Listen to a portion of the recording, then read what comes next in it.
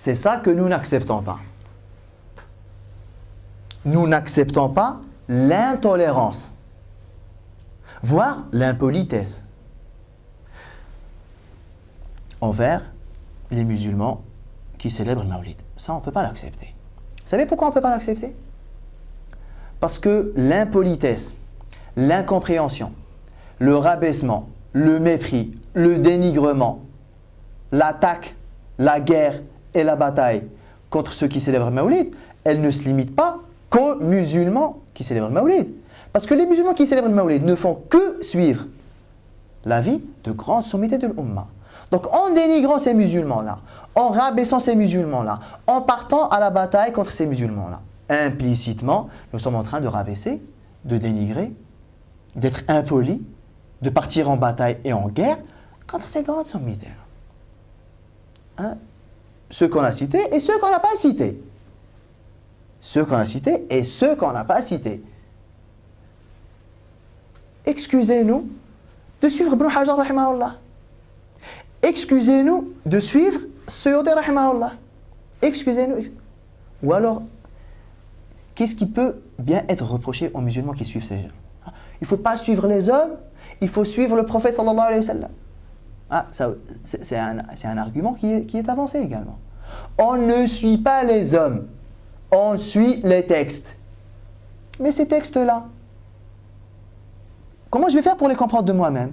J'ai besoin d'hommes pour me faire comprendre les textes. J'ai besoin d'hommes pour me faire comprendre ces textes-là. Les frères et les sœurs qui ne célèbrent pas le Mawlid et qui ne veulent pas le célébrer, entre nous, ils ont décidé de ne pas célébrer le Mawlid parce qu'ils ont très bien étudié juridiquement la question, ou c'est parce qu'ils ont suivi l'avis de l'interdiction?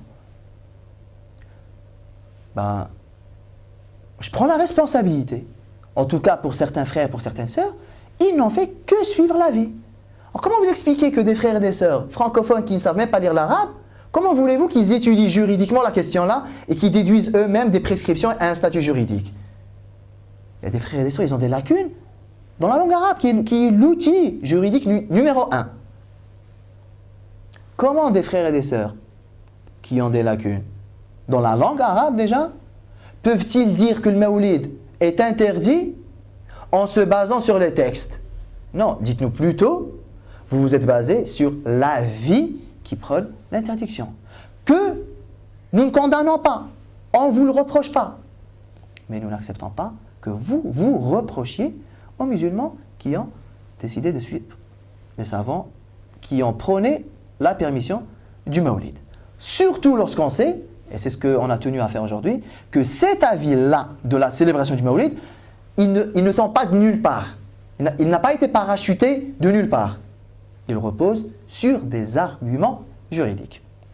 Alors, il y a beaucoup à dire sur cette question, mais j'espère avoir été le plus clair possible, le plus concis possible, avoir approché les différents arguments, les différents reproches qui sont avancés par les anti-Mawlid, tout en présentant l'autre version qui prône la permission du Mawlid.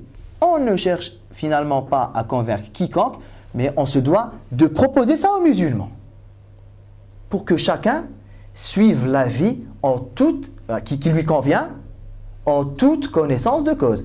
Parce que le constat que nous avons fait, c'est quoi? C'est que beaucoup de frères, beaucoup de sœurs se sont déjà positionnés contre le Mawlid, mais pas en connaissance de cause, mais parce qu'ils ont suivi l'avis qui le prône.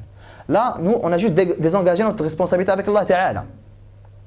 Voilà. On se devait de présenter au public francophone, parce que malheureusement, il n'y a rien pratiquement en français sur cette question-là, très très peu d'ailleurs, mais on avait cette ambition-là et cette prétention à laquelle que nous espérons avoir rempli avec l'aide d'Allah Ta'ala. C'est de présenter au public francophone l'autre version.